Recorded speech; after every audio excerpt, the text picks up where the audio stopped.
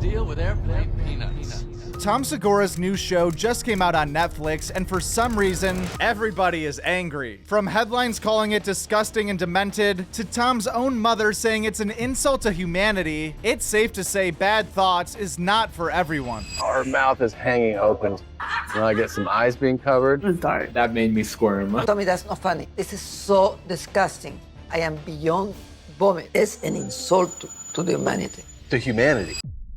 The formatting of Bad Thoughts is like Black Mirror meeting I Think You Should Leave, but each actual storyline was so over-the-top crazy insane that even if he wasn't in every sketch, any YMH fan would immediately know these thoughts could have only come straight from the mind of Tom Segura. That also came from my love of short stories, like making short films basically. So that's a collection of short films. The whole thing is like they're self-contained stories. It's 6 episodes. Each episode has different stories in it. So kind of like if you watch like old Twilight Zone where, you know, there's a host that introduces like kind of a theme or a subject matter and then kind of throws to a story. There's a bit of an element of that to it. And these stories are insane. Like the Netflix people were like, we have never seen anything like this. Yeah, they were like, your show is bananas, but they said it in like a good way. Outside of Tom Segura, Bad Thoughts contain cameos from tons of other comedians like Bobby Lee, Christina P., Ryan Sickler, Joe Rogan, Jimmy Fallon, Kurt Fox, YMH Network employee Rob Eiler, and also included 1 or 2 well-placed inside jokes from real life, but not too many to the point where it became unrelatable. Tom, are you still there? Oh my God. Thank God. I wanted to say, bro, I love your podcast. What? Okay, ciao. Blessings. Oh, Dios mío. ¿Qué he hecho? Tom, yes, I'm here. The one with your wife, not the other one. The other one is hard to listen to. The reaction from people online was mainly talking about how intense and insane every episode got, but part of what makes Bad Thoughts so shocking is that it's written in a way where every single character actually says or does the funniest thing possible in each of the extreme situations they've created, which is not usually the case when it comes to shows that debut on mainstream platforms like Netflix, especially in their first season. First of all, how did Netflix let you make this show? Well, they wouldn't have let me make it if I just pitched it to them.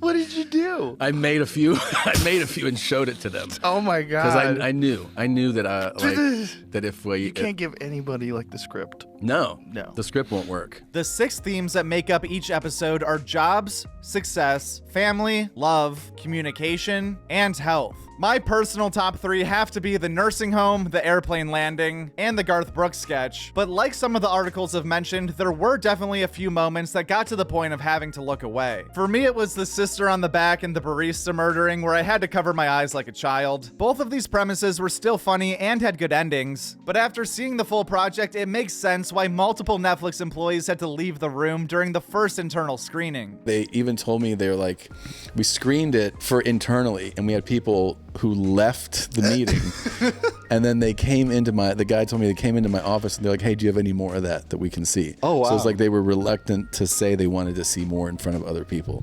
That's hilarious. It is a really fun show. We've put so much into this show. I mean, picture a YMH Live times, 100. We started shooting that show, we started writing on it back in June of last year, and then we shot it in October, November, and yeah, it's coming out in April. Because of some of the gross, gory moments included in a lot of the episodes, it would make sense for someone to feel shocked, appalled, disgusted, or completely turned off by this series, especially if you're not into that type of humor, or if this was your first introduction to Tom Segura, or hell, even if you've known him his entire life. Disgusting. But this was a dream to make this. Swear to me you are not doing this. That's the first episode. I cannot tell people that this is my son. You know what? You're an orphan. These stories and about 10 more come out in a few weeks. Are you totally serious? I'm totally serious. I'm not kidding you, Tommy. It's not even funny. But nobody can claim that Bad Thoughts is not impressive. 6 episodes, each containing 3 sketches for 18 total sketches. Sorry to hit that quick math on you folks like that, but 18 total short films, many that even play off one another and include to be continues or callbacks to years later. Tom Segura is able to play a different character in all of them well, while also pulling off so many different looks and personalities, and at the same time including tons of fellow comics that all excelled in their roles too. Even down to the way it was shot, it was just impressive to see a comedian put all of this together on his own and watch Netflix hold their tongues and let it all happen, which is a huge win for comedy projects everywhere, because it literally cannot get more wild than this. I liked short films because it feels like you're making a movie, you know, like a mini movie, right? Right. And it feels much more accessible to do. So I had written all these like short stories, short films, and I called my friend Rami Hashash and I was like, hey, I have a break coming up on tour. Let's shoot a short film, because we'd done other things before. And when I sent him like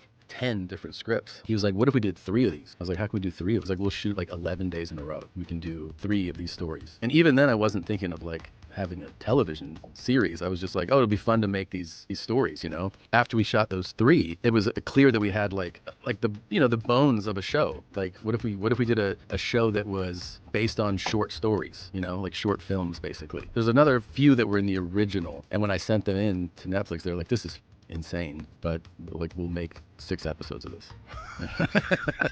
And yeah, they were just like, this is crazy. As far as what's next for Tom Segura and Bad Thoughts, there was a quick scene in episode 6 where he mentioned that his show got renewed, but honestly, it was unclear if that was serious or just a joke. My show got renewed. At the time of this recording, there's been no official word put out by Tom Segura or Netflix on a second season, but there certainly is a demand from the fans. In this current era of comedians creating their own projects instead of getting casted in someone else's, the ball really feels like it's in Tom's hands to do whatever he wants to next. Whether that is season 2 of Bad Thoughts on Netflix, or behind his own paywall, or maybe an entirely different project altogether, with this proof of concept under his belt from an opportunity that he created for himself, the sky is honestly the limit for the producing and acting career of Tom Segura. Sometimes you have to remind yourself, like, your original dream, you know? And my dream when I moved to LA had nothing to do with stand-up. I never thought of stand-up. Not to say that I don't love doing stand-up today. I'm in love with stand-up. But I moved to LA because I was like, oh, I want to do movies. Like, that was my whole thing. I want to do comedy movies. And I had like my own blueprint for how I would do it. I was like, I'll go to the Groundlings. SNL will definitely hire me from there. Like, this is like my 21-year-old brain. And then I'll do that for a couple of years and then I'll do movies. Like, I thought that was a logical game plan to end up in movies. I did do the Groundlings for a while, the school, but when I was supposed to do Writing Lab, which was like one of their levels, I had started stand-up and I was just like, oh, this path is just better for me. It's kind of a tremendous opportunity, right? Because of the fact that these big stars are not doing those kind of films. Exactly. Like, the door is wide open because the demand has never gone away. No, people want it. They want to laugh. Always. I'm doing one this summer. Yeah? I'm doing a movie this summer, yeah. What are you doing? It's a wild R-rated comedy. Well, tell me about it afterwards then. Okay, yeah. Haha, everybody else. By the way, if you want to see Tom do stand-up live, this is your last opportunity. I'm being dead serious, and you know that I'm kind of accurate. You will not tour easily for another 2 years after this.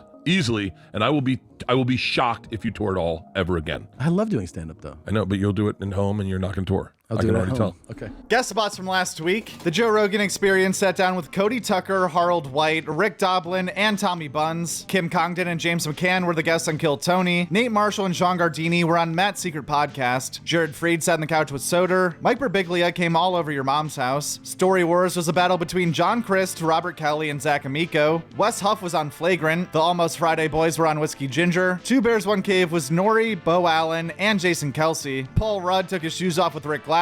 Jeffrey Asmus took a trip to Stuff Island. Casey Rocket riffed on Jim Norton Can't Save You, and then took a ride on the Heartland Highway. Zach Zucker went on First Date. Matan was on History Hyenas. Tim Dillon was on You Be Trippin'. Big J Okerson returned to Are You Garbage, and then made an appearance on We Might Be Drunk. I saw the Larry David show. I was in Austin. I just went to the Larry David show, and they do Q&A at the end. And like, dude, JB murders. Oh, he was there? Yeah, JB and Susie were there, and they're comics, you know, so they just know how to snipe and know how to, like, when someone says something stupid, to slam them. I mean, they crush. That's great. Yeah, he was JB Smooth was a monster. I saw it with Garland.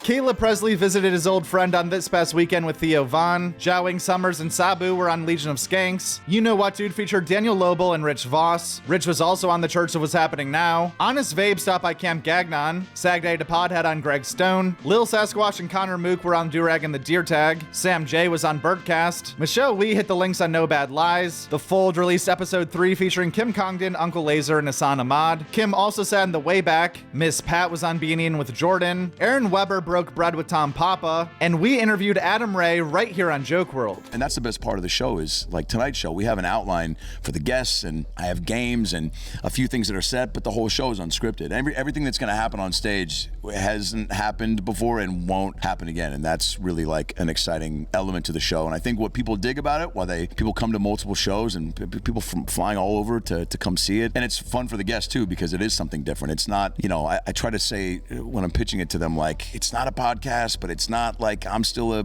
you know, I'm doing a character, but it's still grounded and it's not so silly that, but I always say, like, I have the wheel, but you can take it at any time. Yeah, that's kind of the origin story. That's a great origin story. Fuck. That's going to be like a 12-second clip. You're going to be like, so how did Phil start? I'm going to go, well, and then you're just going to cut back to going, great, thanks, Adam.